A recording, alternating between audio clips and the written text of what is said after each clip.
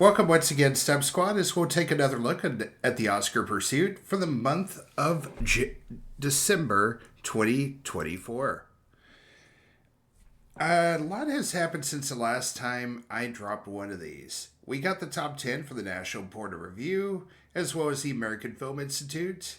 The European Film Awards took place, the Golden Globes weighed in with their nominations, as did the Critics' Choice. And finally, recently, the Oscar shortlist narrowed the field down in 10 categories, including the shorts. And finally, the Annies have had their say. Once again, it's time for that handy-dandy roadmap.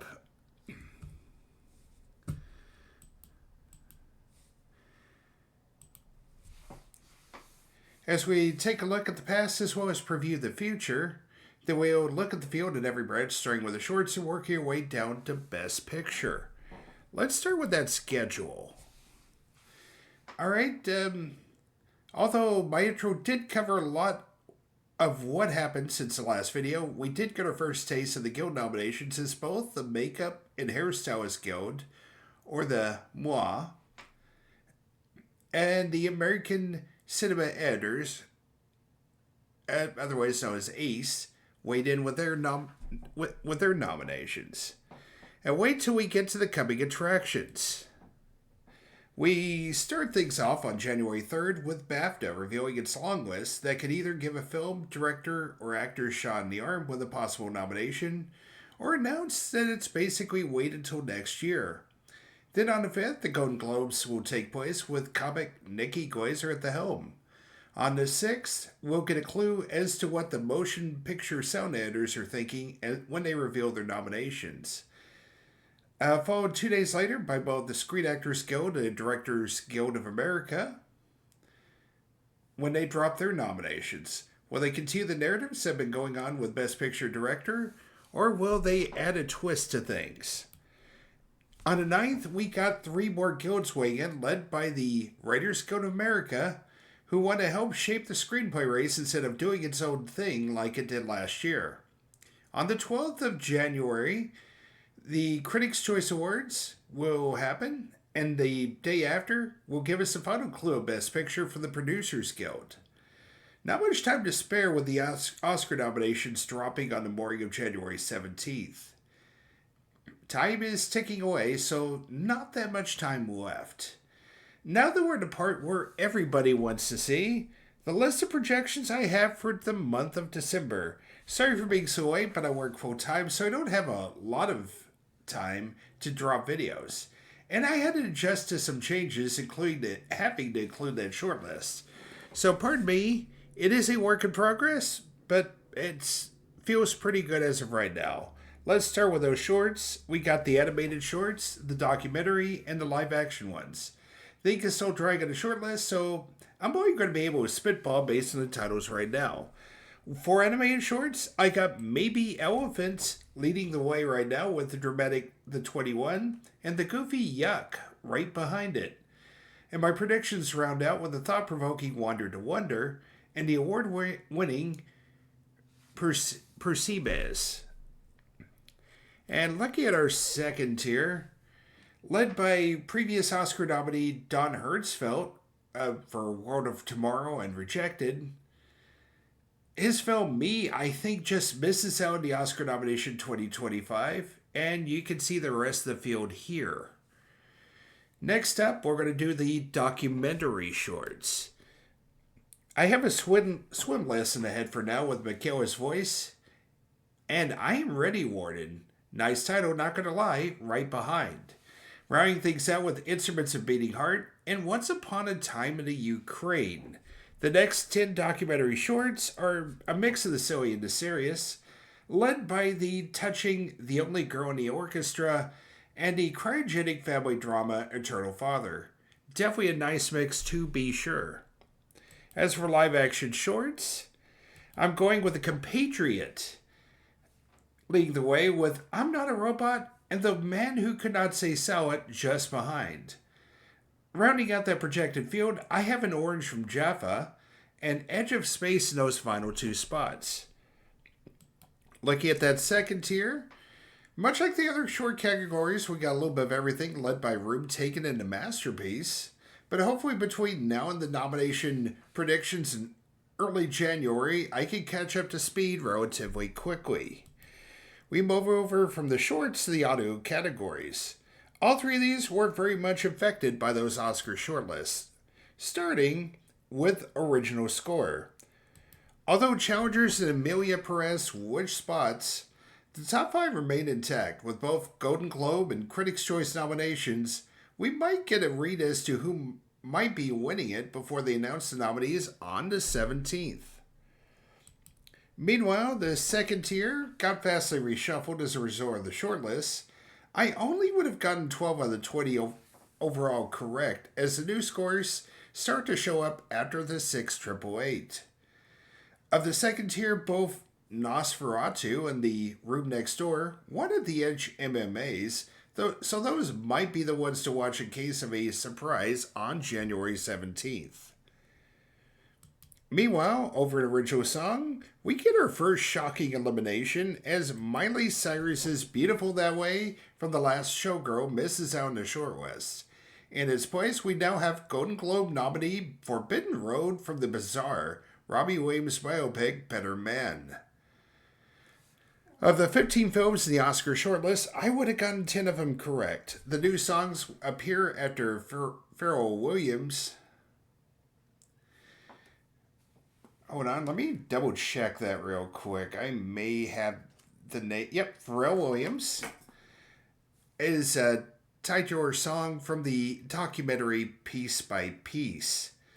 In the mix is Diane Warren, where their latest attempt at a real Oscar for The Journey. Lin-Manuel Miranda, who is trying to complete his EGOT with Tell Me It's You, and two-time Oscar winner Elton John going for his third with Never Too Late from his documentary. Those hoping for low mayhem at the Oscar ceremony should root for Kneecap's Sick in the Head, which might be a blast to see live. Get those censor buttons handy just in case. And last but not least, that will bring us over to sound. I would have gotten 6 of the 10 right in that shortlist, but the top 5 here are left intact.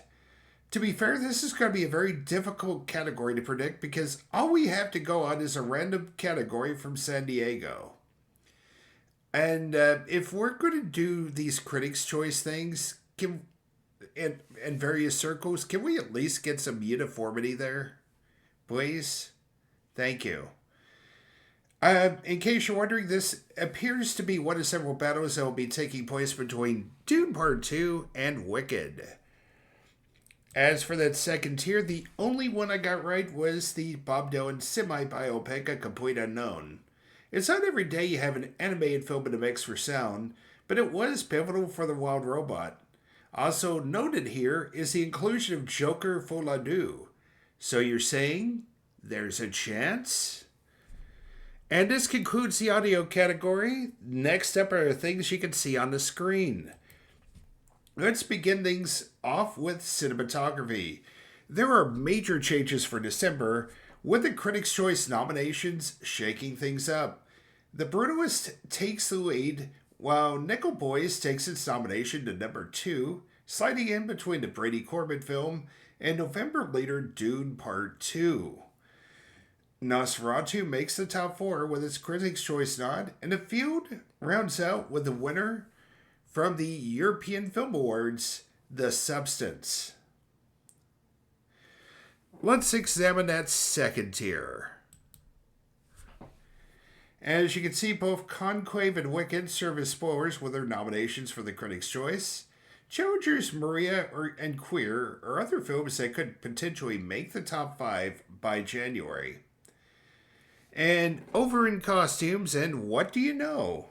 It's another battle between Wicked and Dune Part 2. I have Wicked winning this one, by the way. You'll notice that the top 6 all have Critics' Choice nominations and Costume Designer Guild nominations. Rounding out the field are Nosferatu, Gladiator 2, and Maria. Of course, the Angelina Jolie biopic of Maria Callas. And this second tier, Conclave is on the outside looking in with Furiosa, A Mad Max Saga, and Beetlejuice in the top 8, both with CDG nominations. Blitz and The Brutalist round out the top 10. Meanwhile, film editing is a pivotal category if you want to be taken seriously for Best Picture. Although I have Dune Part 2 remaining at the top spot thanks to landing in both Critics' Choice and Ace nominations. Meanwhile, Conclave and Challengers both cracked the top 5. Of the 5 films here in the top tier, only The Brutalist missed out on an Ace nomination, and it's kind of understandable due to the late release date. The Brutalist actually came out this weekend on December 20th. As for the second tier, I'd like for Amelia Perez or Wicked to possibly knock off the tennis drama out of the top 5 by the nomination prediction video. The other contenders here have either a Critics' Choice nomination or an Ace nomination.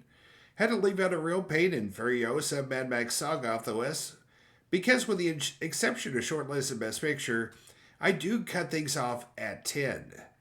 Both films have Ace nominations as well, which is why they would be included.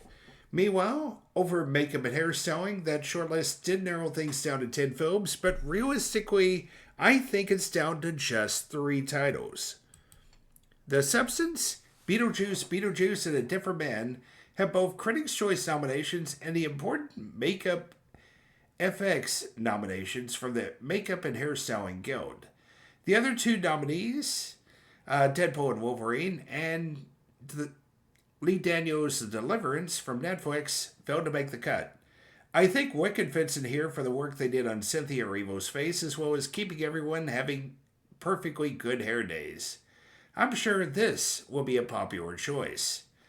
And I'm going to go with Nosferatu as a fellow option, although it's just holding a Critics' Choice nomination at the moment. Meanwhile, let's look at that second tier.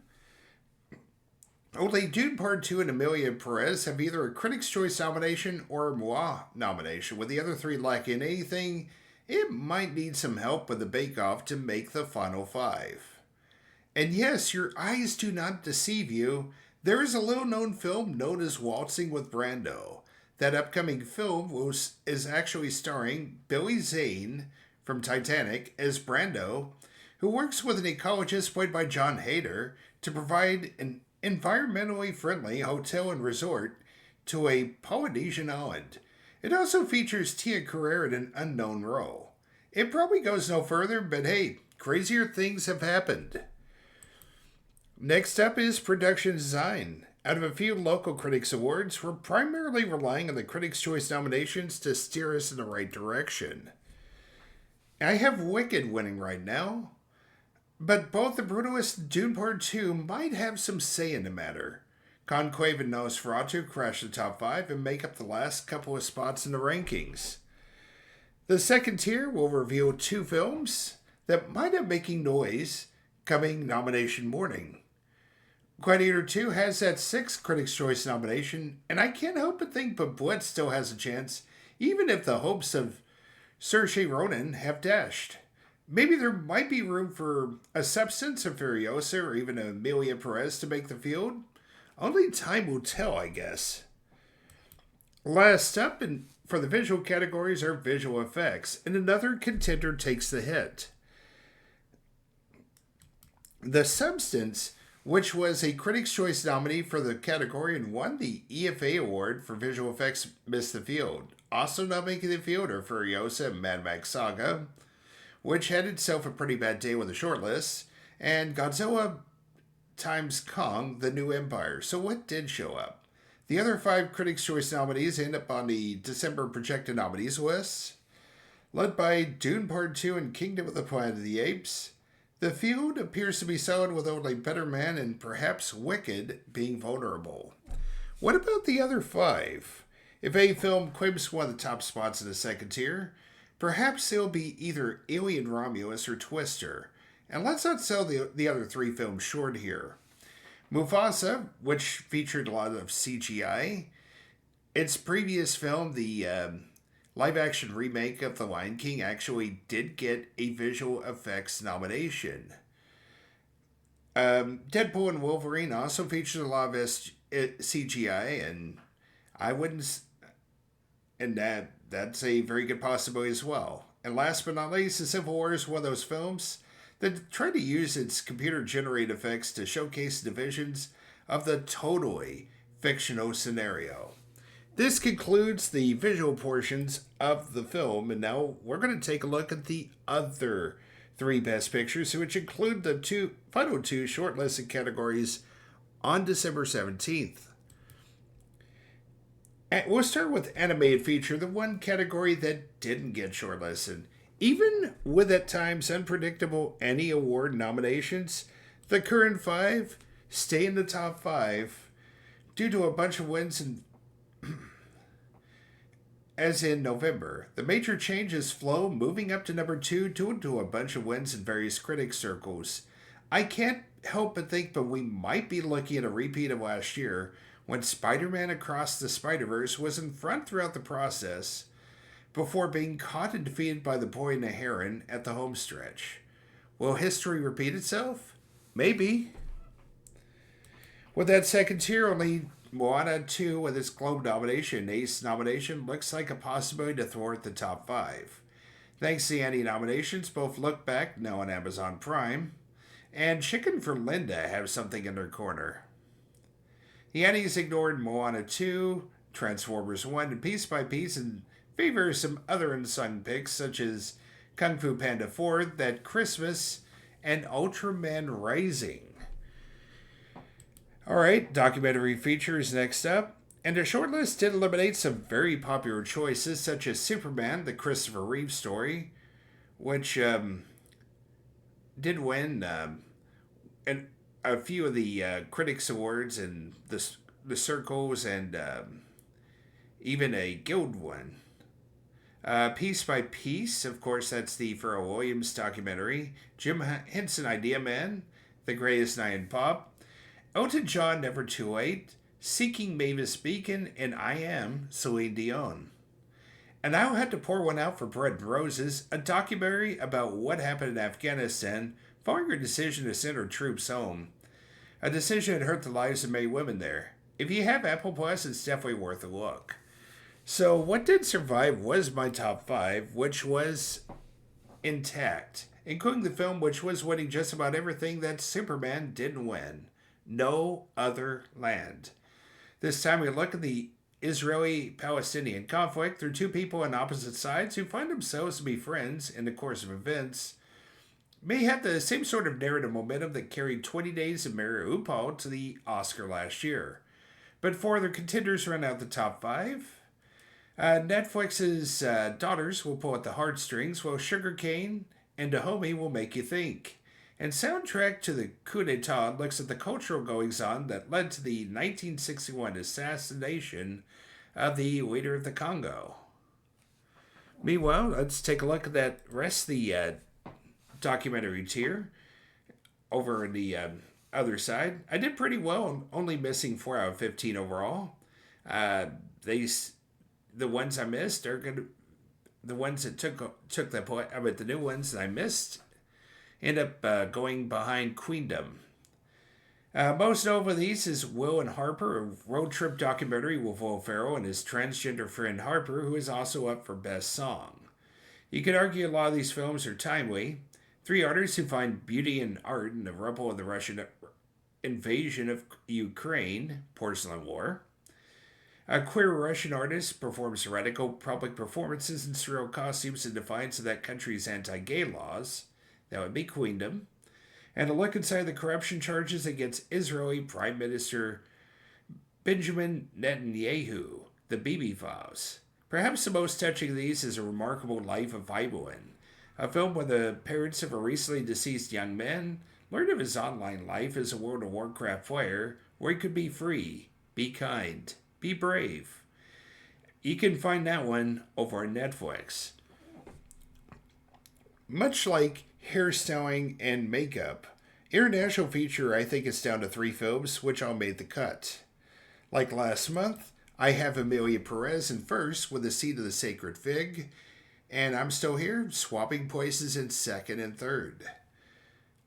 Dahomey, which is in fourth, is also still eligible for documentary as well. Is it possible that we could get a double dip here? But that's not the only possibility, by the way, as we'll take a look at the other one when we hit the next tier. And rounding things out is Golden Globe nominee Vermiglio from Italy. As it turns out, I finished 10 for 15 with a shortlisted international feature. The titles that showed up that I didn't get started piling up after Armand, by the way. Leading the way in the second tier is the other possible double dipper flow. Not always eligible to win anime and feature, but it's here as well, as it is Latvia's official entry in this category. Also in the mix, thanks to Golden Globe or Critics' Choice nominations, are The Girl with the Needle and Kneecap. I would keep an eye, and I think that How to Make Millions Before Grandma Dies is a very interesting title. And last but not least, I would keep an eye on From Ground Zero, an anthology film that's a collection of 22 short movies from Palestinians capturing their lives in Gaza over the past year. That could be a sleeper. Now we're heading into the home stretch now as we take a look at the written words that characters say to one another. Welcome to the screenplay categories. We'll start with adapted screenplay. Although only 2 of them have both Golden Globe and Critics' Choice nominations, it's because the Globes only awarded one set of nominations that span both adapted and original screenplays. I do have Conclave ahead at this time. But perhaps a surprise win for Nickel Boys or Sing Sing is in the offing?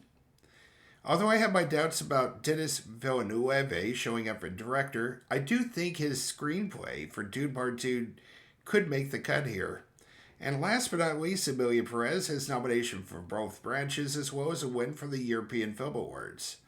Will that end up helping out with an Oscar nomination? Stay tuned.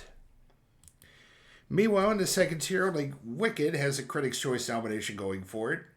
Most of these other contenders might need a break. Perhaps the January 9th WGA nominations might give them that chance.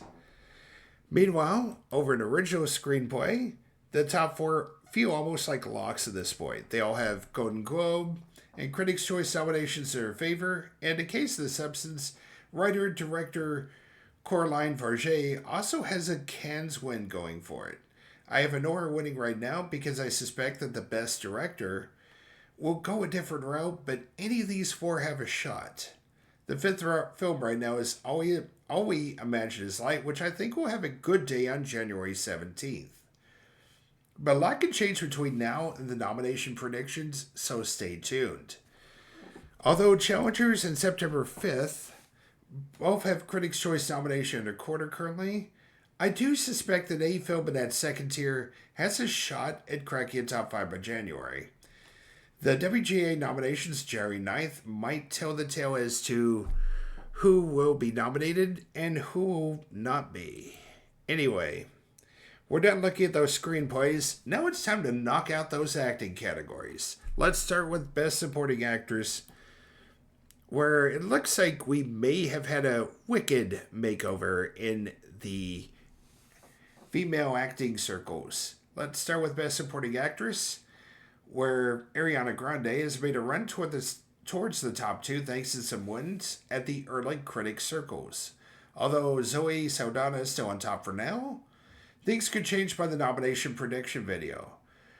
Are we looking at a possible case of history repeating itself with Danielle Deadweiler?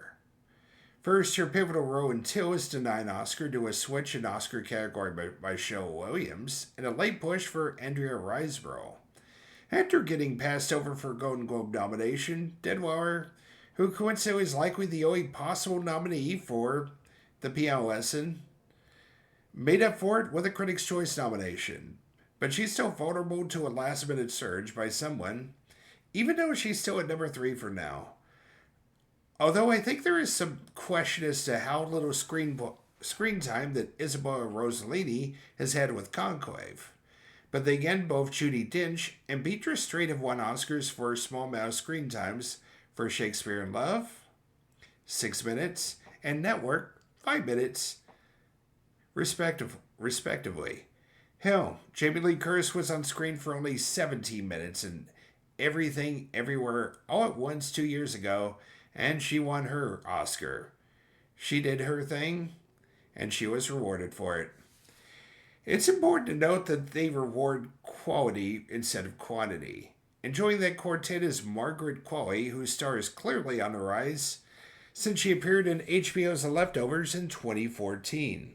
And she's no stranger in the Oscar circuit thanks to her role in last year's Poor Things.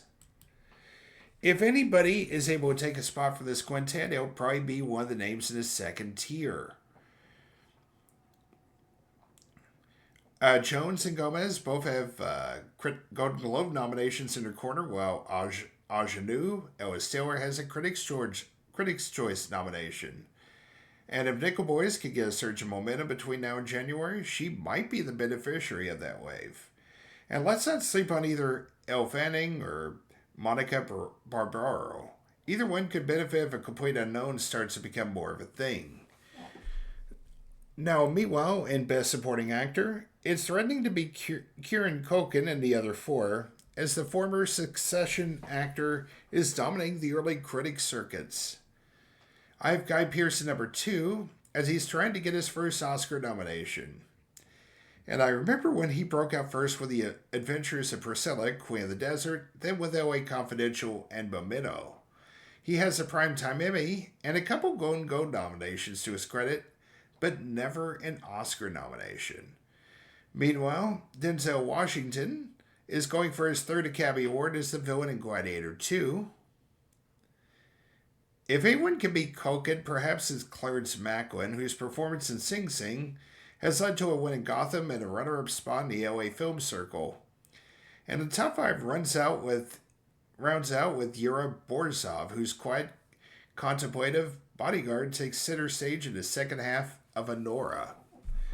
Meanwhile, in that second tier, we got Adam Pearson and Edward Norton as the top scorers. Norton is a 3-time Oscar nominee whose last appearance during the ceremony was for Birdman in 2014. Pearson, meanwhile, is a British actor probably best known for his debut role in Under the Skin, a film that starred Scarlett Johansson. Tucci was in the November top 5 for his role in Conquest, but the lack of success has cooled that momentum.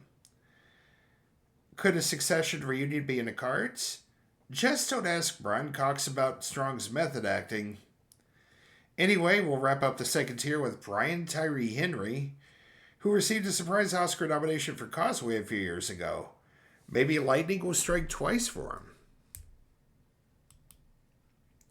Over in Best Actress, much like the supporting category, the top 5 has received a wicked makeover, as Cynthia Erivo has made the cut in my December projection. She was in the field for Harriet back in 2019. The top 3 remain they are, as Mikey Madison is continuing to win Best Actress everywhere. Carla Sofia Gascon is trying to make history as the first transgender nominee. And Angelina Jolie, obviously trying to go for that comeback. Rounding things out is Demi Moore, whose comeback story is continuing to unfold with a substance, the little film from movie which is continuing to do right now. Will this top 5 hold? Hoping in fact it doesn't hold are the actresses on that second tier, as there is enough wealth to be spread around the candidates as they've all been nominated for Golden Globes or Critics' Choice Awards. Leading the way is my November number 5, Marianne Jean-Baptiste, who plays a difficult woman in Hard Truths. Of course, she was nominated for an Academy Award for Secrets and Lies way back in 1996. Fernanda Torres is actually the daughter of previous Oscar nominee Fernanda Montenegro, who was nominated for Central Station. And I wouldn't be completely honest if I didn't bring up that Kate Winslet is the target of a campaign by Frances Fisher of getting her an Oscar nomination for a role as a fashion model turned war photographer in Lee. We'll see how that goes. It didn't work so well for Ellis Taylor in Origin just last year. Last but not least, Best Actor. Right now, the current frontrunner is Adrian Brody, who won an Oscar for The Pianist in 2003, but had fallen on hard times about the time he did Inappropriate Comedy in 2013. Coleman Domingo is in the field just last year for Rustin and is back again Sing Sing as unfairly convicted prisoner who finds solace in the prison theater group. And let's not sell Ralph Fiennes short either. He was a two-time Oscar nominee for The English Patient and Schindler's List, but he's yet to win the big one. Elsewhere, I've seen Timothée Chalamet as a possible winner, but I'll believe it when he actually wins one of these major awards. And the projected field for now wraps up with Daniel Craig, who has to be respected for his bold career choices. Speaking of which, I think sometime next year you're going to be seeing Wake Up Dead Man, the third chapter in the Benoit Blanc saga. Alright, in the second tier, we'll kick off with a name you weren't expecting. Hugh Grant. Known in the 90s and 2000s for his romantic comedy output, he's remade himself as a character actor with some dramatic turns that were credible. Like, for example, Florence Foster Jenkins as the long-suffering husband. But his first role as a horror villain, Grant has seemingly outdone himself. Will Oscar notice, or will the bias against horror films cause him not to make the cut? Outside of Keith Kupferer and Sebastian Stan in The Apprentice, the winner of the Golden Globes for comedic actor might have a leg up for challenging for a spot in the Oscar nominations. And we are down to two categories. We're going to take on Best Director now. The top four shuffled around spots in the projected nominees for December. I now lean towards Brady Corbet winning it. Voters tend to go with directors who leave their mark on films, and I think that'll give them the edge over Sean Baker. Edward Berger, who first made his mark with a remake of All Quiet on the Western Front, but who got left out for Best Director, looks likely he will make the cut for Conclave. As does Jacques Audiard for Emilia Perez.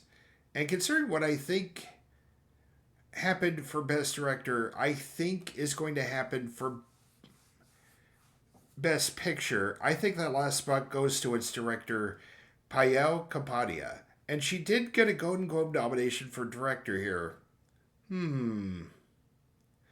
Which means the next group is on the outside looking in. Starting with Coralie Farge, whose The Substance has led her with nominations for the Globes and Critics' Choice. My gut tells me she'll more likely be recognized for her writing, but it's not out of the realm of possibility she shows up in director either. This is followed by three more Critics' Choice nominees. In case you're wondering, they nominated 8 people for that award, believe it or not. Ramel Ross has won several local critics circles. Villeneuve is hoping to be recognized in taking what was considered unfilmable and making 2 films out of it with a third on the way. And John Chu took a much beloved stage musical and brought it to life. Throw in Rasulov, who faced a daring escape that might make for a good movie on its own, and the second tier is actually pretty impressive. And believe it or not, now we've done it. We're down to the last category now, Best Picture. I think we can call this the Lucky 13 at this point. Take all those calculations, all the prior awards, and the previous history of the Oscars, and it comes down to these 13 films. Let's look at the 3 films on the outside looking in. September 5 needs the most help at this point. Although it does have a Golden Globe nomination, it feels like it's behind everybody else, and we'll need it to land some nominations while the films ahead of it miss out on them. A Real Pain and Sing Sing are both in similar places right now. Both films have made the NRB and AFI lists. Both films have either a Globes nomination or a Critics' Choice nomination. Both films have at least one acting nomination that feels likely, and a screenplay nomination that's likely to happen. But both films are kind of struggling on below-the-line nominations right now, and I feel like they're a bit behind the films in the top 10. Which leads us to the top 10 itself. All We Imagine Is Light has Golden Globe and Critics' Choice nominations, as well as a nomination for Director at the Globes as well. It may lack the Best Actress nomination Anatomy of the Fall had with Sandra Hüller, but it's winning a lot of these international film awards ahead of the ones that are actually eligible to win in that category. So maybe a case of history repeating it there as well. Although Simpsons kind of tripped with the short list, particularly in visual effects, it still has enough support in above the line, right now, screenplay and actress, and below the line, makeup and hairstyling and cinematography, that's actually ahead of All Badges Light and A Real Pain and Sing Sing. Which leads us to Nickel Boys. It has a Golden Globe nomination for drama, made the cut with the AFI, and has a Critics' Choice nomination as well. It's kind of a bit thin in both lines as well, but it still has potential. A Rotten Tomato score of 85% is a promising sign. At worst, right now, it'll get in for screenplay and cinematography. I'm not sure that's enough to make the cut for Best Picture, but if Ingenue Ellis Taylor makes the cut, look out. I have my concerns with Dune Part 2 in November. I fear the combination being a sequel and its ensuing fatigue and coming out so soon in the year would hurt its chances of making the cut. But it did just fine with a short list, and although I think director might be average, screenplay might not be. And it's definitely strong below the line. Think Avatar, The Way of Water for a similar profile. I think the next two films after that are similar to profiles. And not just because they're both musicals. Both films have Golden Globe and Critics' Choice nominations. Both made the cut with the AFI Top 10 list. While A Complete Unknown also made the NRB list, Emilia Perez has the European Film Awards win for Best Picture in its corner. Although I wouldn't put them as a favorite to win at this point, both of them still have a chance. In my mind, one of these next four films has to be favored to win an Oscar at this point. Conclave feels like a sort of film that would win Best Picture in the past. Solid cast, old-timey plot, intrigue in the Vatican, as secrets threaten the election of a new pope. But it still has a good chance with the preferential ballot. It just needs to get a lot of 2s and 3s and gradually grow as the long shots get winnowed out, winning when it reaches the majority. You can call it a conclave, an Academy Award conclave. Anyway, Wicked is a populist film based on a hit Broadway show. Although I don't think a win is guaranteed, I could see a path for it to win. Just keep appealing to the relatability of the plot, and see if maybe it can lead to a screenplay nod, a director's nod for John Chu, and film editing. See if they can try to arrange a performance defying gravity or popular involving its stars Cynthia Erivo and Ariana Grande between now and when Oscar voting ends, and hope its message of staying up for what you believe in and embracing your identity will be enough to appeal to a broad section of voters. The Brutalist is a very long film. With its intermission, it's over 3.5 hours long. But its message of the dark side of embracing American dream as an immigrant family finds successes and challenges when a move to the United States could resonate with voters. It's definitely one that will do very well with both above and below the line categories, although it might be tough slang for some voters. If there's enough passion among those who get it, and it does well with the, much like a conclave with the 2s and 3s, that could well be enough to prevail. Although I haven't compared Anora to Power of the Dog in the past, I still see a path for it prevailing. There's a reason I have it at number 1 right now. It has plenty of above-the-line support, even though not so much with the below-the-line ones. Mikey Madison is a heavy favorite for actress. There's a good chance that Sean Baker will win something after a decade of coming close. Maybe for director or screenplay, but it could also be for Best Picture, where he's one of the producers. While much like The Brutalist and it's not a film for everybody, its messages of the dark side of the American dream and capitalism could resonate with voters frustrated by that 2024 election. Much like Brutalist and Conclave, it'll need passion from its voters while hoping for lots of 2s and 3s elsewhere on the ballot to win the majority vote. Now that we're done with the Best Picture 10, let's wrap things up with the latest projections for the nominations and wins. I have Emilia Perez as the film getting the most nominations with 10 on January 17th. The Brutalist finishes second with 9 nods, winning 4 times. Then we got Dune Part 2 winning 3 Oscars and 8 nominations, Wicked with 2 wins and 8 tries, and Conclave with 1 win and 8 tries. Then next up, we got Anora and The Substance tied with 6 nominations, but I think my projected Best Picture winner does better than the Farge film. And last but not least, Gladiator 2 and Nosferatu tie with 4 nominations and 0 wins. And this actually just wraps up my predictions for the nominations and winners in December. What do you think? What film do you want to see prevail in March? And leave a comment in the section below. Be sure to like this video and spread the word about this channel. This is Tickets Please Reviews, and the booth is now closed.